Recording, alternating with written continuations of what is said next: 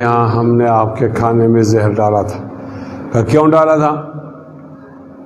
انہوں نے کہا اس لیے ڈالا تھا کہ اگر آپ سچے نبی ہوں گے تو آپ کو زہر نقصان نہیں دے گا، اور اگر آپ جھوٹے نبی ہوں گے تو زہر کھا کے آپ مر جائیں گے، ہماری جان چھوٹ جائے گی۔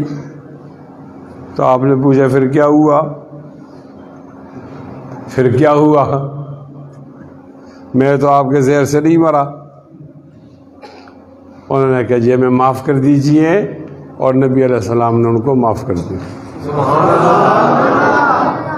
یہ ایک حدیث ہو گئی ہے۔ کتنی ہو گئی؟ یاد ہو گئی ہے؟ دوسری حدیث آ رہی ہے۔ نبی علیہ السلام اور ان کے درمیان معاہدہ تھا کہ ہم ایک دوسرے کی مدد کریں گے۔ بنو قریظہ معاہدہ تھا، ہم ایک دوسرے کی مدد کریں گے۔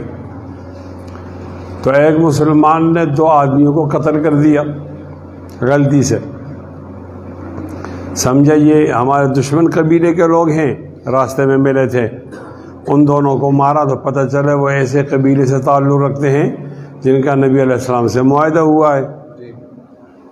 تو قبیلے والے شکایت لے کر آئے کہ آپ کے آدمی نے ہمارے 2 آدمی قتل کیے ہیں، آپ دیت دو،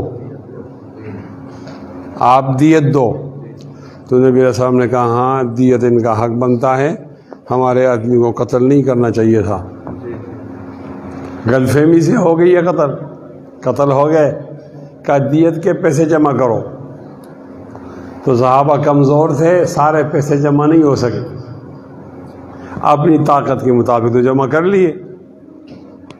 پھر مشورہ کیا کہ یہودی مالدار ہیں اور ہیں یہ ہمارے معاہد، ہمارا معاہدہ ہوا ہے، تو ان سے مدد کیوں نہ لیں؟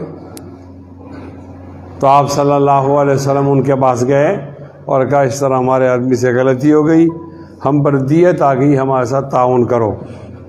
تو انہوں نے آپ کو بٹھایا اور کہا جی ہم مشورہ کرتے ہیں، لیکن بٹھایا دیوار کے نیچے چارپائی پر، مشورہ شروع کیا الگ ہو کر۔ تو کیا کیا؟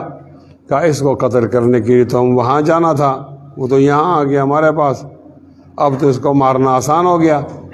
تو قتل کی منصوبہ بندی کی کہ جہاں بیٹھا ہے نبی علیہ السلام، اوپر سے ایک بڑا پتھر گرا دیا جائے اور یوں آپ فوت ہو جائیں گے پتھر کے نیچے، اور ہم کہیں گے کہ ایک پتھر خود لڑک گیا اور مر گیا، ہمارا اس میں کوئی قصور نہیں۔ جب یہ پلان مکمل ہو گیا اور 2 آدمی کو بتایا کہ آپ نے بڑا پتھر مارنا ہے، اور لوگ بھی تیار ہو گئے، اتنے میں جبرائیل امین نے آ کر نبی علیہ السلام سے کہا کہ اس جگہ کو چھوڑیے۔ نبی علیہ السلام نے جگہ چھوڑی، پوچھا کیوں؟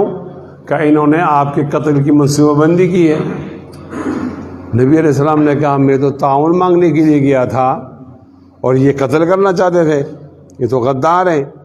تو ان کو بلایا کہ آپ نے معاہدے میں غدر کیا ہے، آپ نے معاہدے میں خیانت کی ہے، اب ہمارا فیصلہ یہ ہے کہ آپ اتنے دنوں میں مدینہ خالی کرو۔